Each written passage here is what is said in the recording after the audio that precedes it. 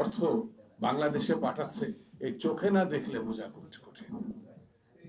সেই জন্য তাদের প্রতি এখন যে সরকার প্রবাসী ভোটের যে ব্যবস্থা করেছে সেটা যথাযথ ব্যবস্থা বলে আমি মনে করি, কিন্তু সত্যিকারের ভোটারের হাতে যেন যায়। এই পোস্টাল ব্যালটটা সত্যি আমরা যেসব ছবি টবি বিভিন্ন মাধ্যমে দেখছি, এইটা যেন ওই জিনিসটা না হয়, হলে এটা বাংলাদেশের জন্য দুঃখজনক হবে। পাঞ্জাবের জগতে একটি বিশ্বস্ত নাম শাবাব এথনিক ওয়্যার। নির্বাচন কেউ কেউ ঠেকাতে চাচ্ছেন কায়দা করে, বিভিন্ন বলছেন এটা না হলে নির্বাচন হতে দিব না, ওইটা না হলে নির্বাচন হতে দিব না। ভাই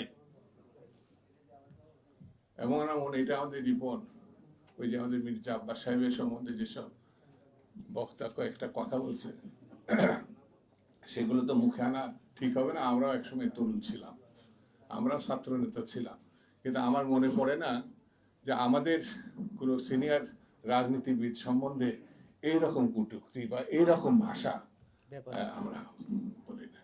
ওই যে বাসে আমরা ছাত্র জীবনে খুব চড়েছি, এখন যাদের বাসে এখনো মাঝে মাঝে আমি চড়ি, বাসে লেখা থাকে না, বাসে লেখা থাকে তার কথাই তার বংশের পরিচয়, তার ব্যবহারই তার বংশের পরিচয়, লেখা থাকে না। শুনতে খুব খারাপ লাগবে, কিন্তু এই কথাগুলো কিন্তু এড়িয়ে যাওয়া খুব কঠিন। আমি এইসব তরুণ বন্ধুদের বলবো, ভাই ইসলামেও গীবত গাওয়া হারাম। আপনারা ভবিষ্যতে নেতা হবেন। মির্জা আব্বাস হঠাৎ করে এখানে এসে বসে নাই, তার একটা সুদীর্ঘ রাজনৈতিক লড়াই আছে। তিনি মুক্তিযুদ্ধ করেছেন, তিনি জেল খেটেছেন, তার এমন কোনো আন্দোলন ছিল না, গণতান্ত্রিক আন্দোলন, সেখানে সে ছিল না। তার সম্বন্ধে এইসব ভাবে, অথবা বিএনপি সম্বন্ধে আপনার, হ্যাঁ রাজনৈতিক দল হিসাবে বিএনপিকে নানান ক্ষেত্রে সমালোচনা করতে পারেন, অনুদ্যত করতে পারেন, কিন্তু একটু মুখে লাগাম রেখে এটা করেন। আর একটা কথা বলি, এটা তো আপনারা কষ্ট পেতে পারেন, যাই করেন না কেন, নির্বাচন ছাড়া বাংলাদেশে সংকট উত্তরণের আর কোনো পথ নাই, কোনো পথ নাই। এই নির্বাচন ছাড়া দেশে বিশৃঙ্খলা দেখা দিতে পারে, আর বিশৃঙ্খলা সৃষ্টি হলে পারে কার লাভ হবে? আওয়ামী লীগের লাভ হবে, প্রতিবেশী দেশের লাভ হবে, চোর ডাকাতের লাভ হবে, খুনি বদমাইশিতে লাভ হবে। সাধারণ মানুষ এবং সত্যিকারে যারা কর্মজীবী, যারা এই যে বিদেশ থেকে এখানে এসে বিনিয়োগ করতে চায়, তারা লাভবান হবে না।